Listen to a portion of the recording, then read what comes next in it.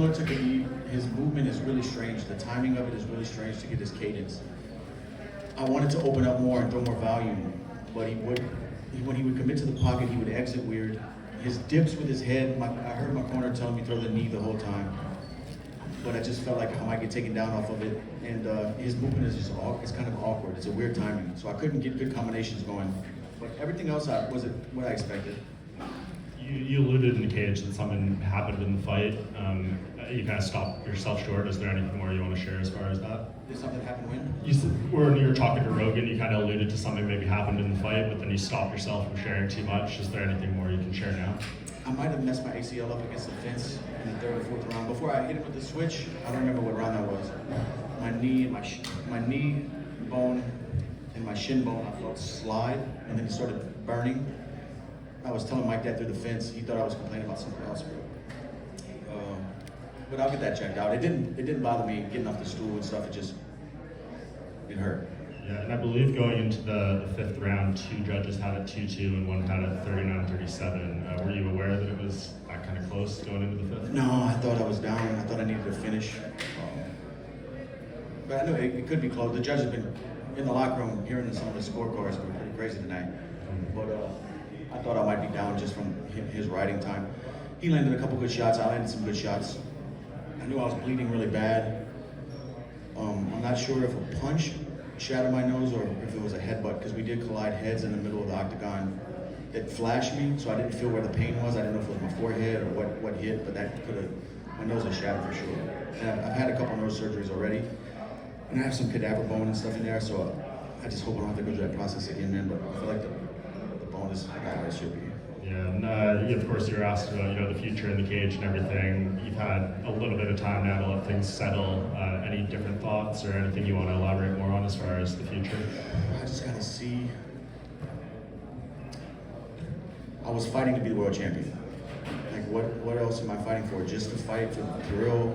Because I am addicted to it, no doubt. But like for the money, I'm good at me. My family good. I don't need the money. Money's great, but my health is first, and like, what am I fighting for? To be the champion again? Will I ever get that shot? Even if I go on a streak, I don't know. But there's such a tough mountain to climb that I've climbed so many times. I'm 35. I see people and hear people say that's not old. But I have 50 fights. I've been fighting since I was 17 years old. I fought my first cage fight when I was 18. I have 10 fights that are on my record. I have, and I've been in a bunch of battles. At some time, this is going to catch up to me. Obviously, I just fought the pound-for-pound number 1 guy, and every time I got off the stool, I felt like I was going to win this fight. I remember thinking, getting off the stool, I'm going to be the world champion tonight. I felt it. So I just got to see. I beat a young guy last time out. I just competed with the number 1 pound-for-pound guy and felt good doing it until the end. So I just got to see. I can still compete, but I don't want the sport to retire me and squeeze me out. I don't want to be one of those guys hanging on. I just honor and respect this too much, and we'll see. I don't know, but this could be my last fight. Yeah, I know you like to go on the vacation with the family and everything, and kind of have your post-fight process. How do you when do you ultimately think you make a decision? It's I just got to digest everything. Talk to my family, talk to my coaches, and see. There's no rush on it, but this could be my last fight. I don't know. I just got to get home and see what I'm fighting for. Well, whatever you decide to do, you're a legend and an asset to the sport, and I think everyone here appreciates everything you've done, so thank you so much. Thank you, man. And I really felt like going into this fight, I felt like whatever was going to happen is destiny. So whatever's going to happen, I can't control the outcome, just the process. So I try to enjoy the experience and the process of getting ready for another fight. Walking out here to a crazy crowd, and just the rush that comes along with that, and I enjoyed tonight. I did. I enjoyed it. Based on that enjoyment, if this was the last one, and it was an amazing performance by yourself, would you be content with going out on this one? That's the problem. Tonight, if I would have won that belt, I would be content with everything I've done in the sport. It's just, I didn't get the ultimate goal. The reason I started fighting was to be the world champion, undisputed. And I didn't get it, I don't know. I don't know. We've heard guys in the past, like Alex Volkanovski, for one, struggle with not competing, right? They think they're ready for it, and then he gets a long break, and then suddenly he realizes they're a demon, so they're not dealing very well. Are you set up for a life post-fighting, or is that going to be a period of adjustment for you? No, I'm staying busy-wise. Yeah, or just like not having the competition. I don't know. I don't think anything will ever fill that void. I don't know what can fill that void. You know, I'm busy outside the octagon. I have a lot of things going on with my foundation, businesses I own. I'm always busy, but nothing fills that void of competition that I've been doing for so long. The pureness of it, the one-on-one combat, the preparing myself.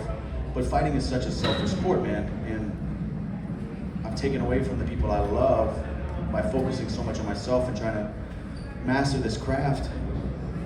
You know, I don't know. It's just a lot of stuff to weigh out.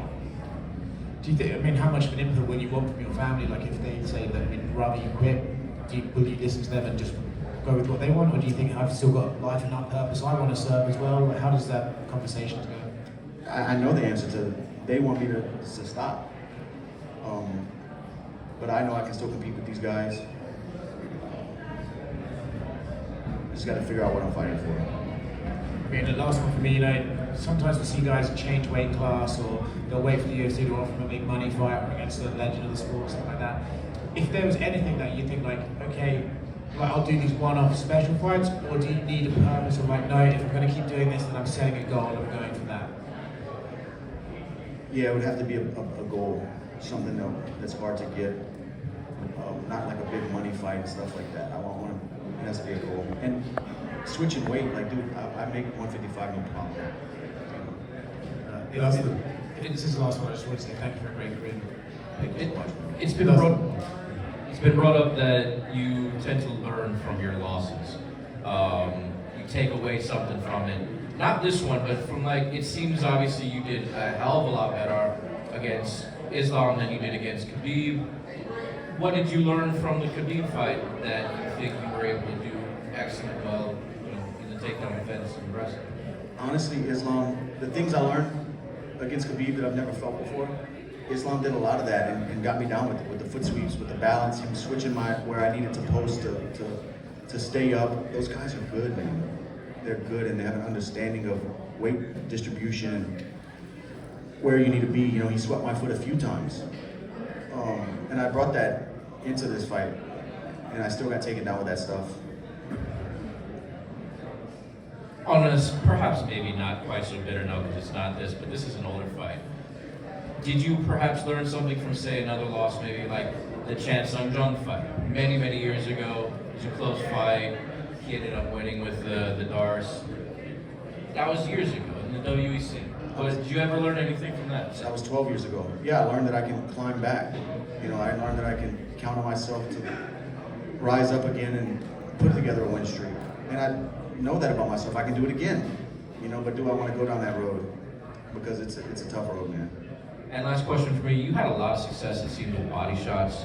Were you surprised it didn't really seem to phase in quite as much as you were hoping for, maybe?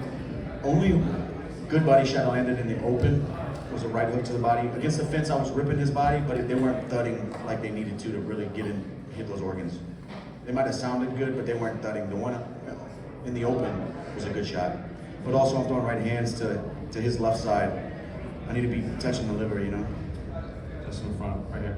You talk a lot about, like, mentally wanting to be back in these fights and everything like that, and the mental toll it takes. But, like, physically, are these wars starting to catch up to you on this, or do you feel as fresh as you did, say, like 5-6 years ago?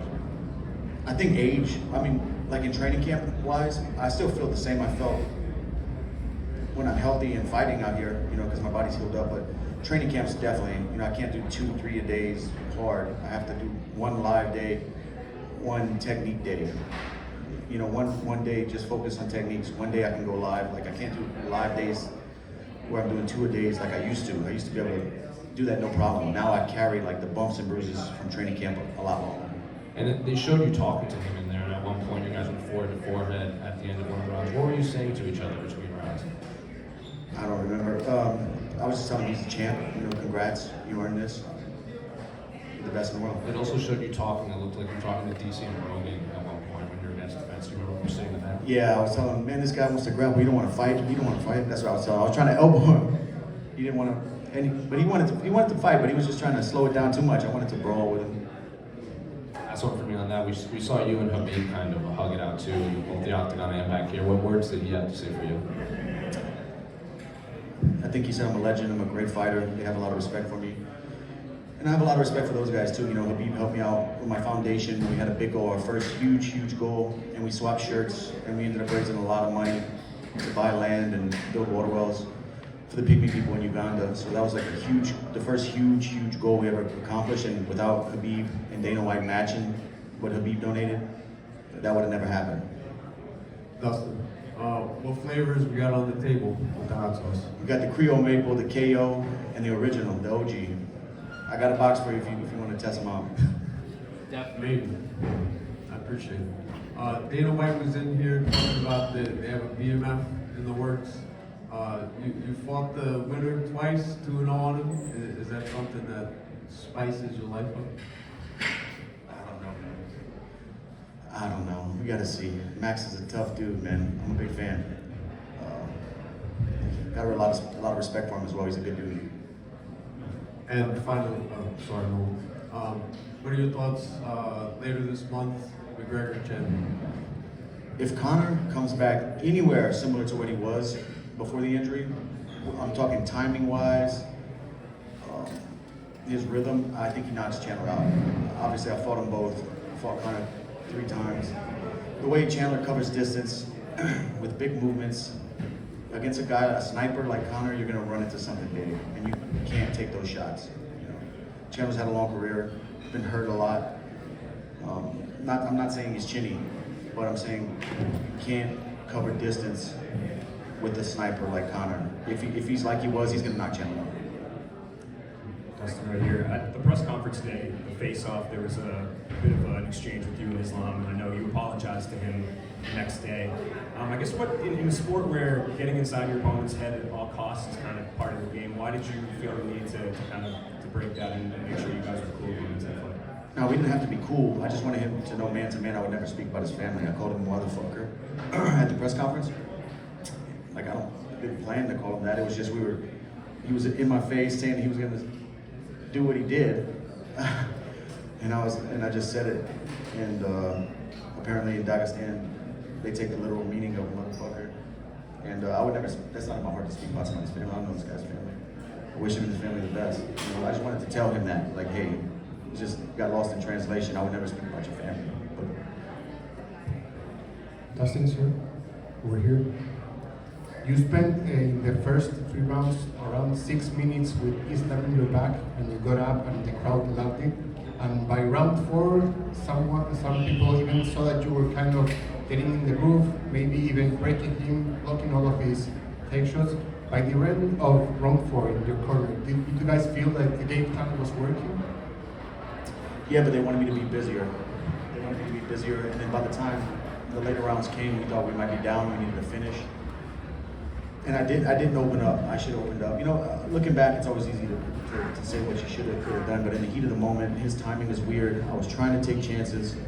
I heard him call for the knee. He was dipping. I didn't do it. I thought I might get my legs swept or him grab a single.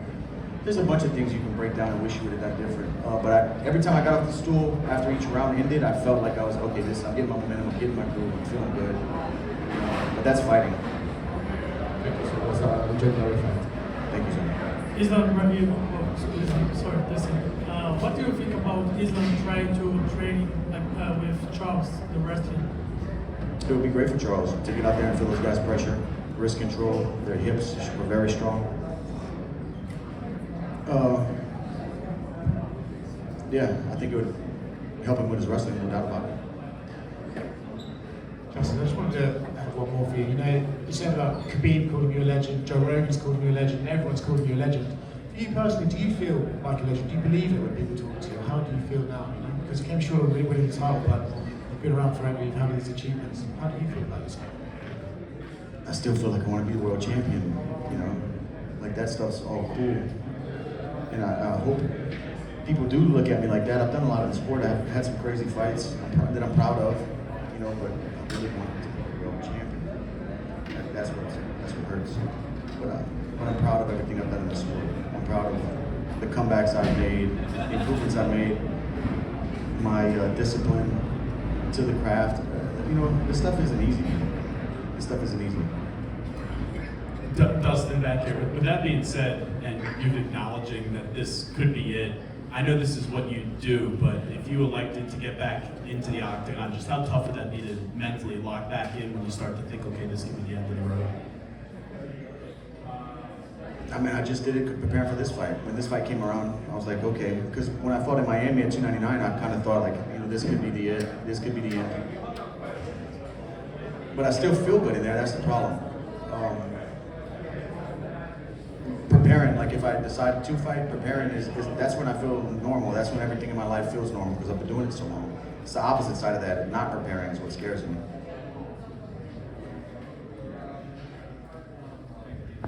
Thank you guys.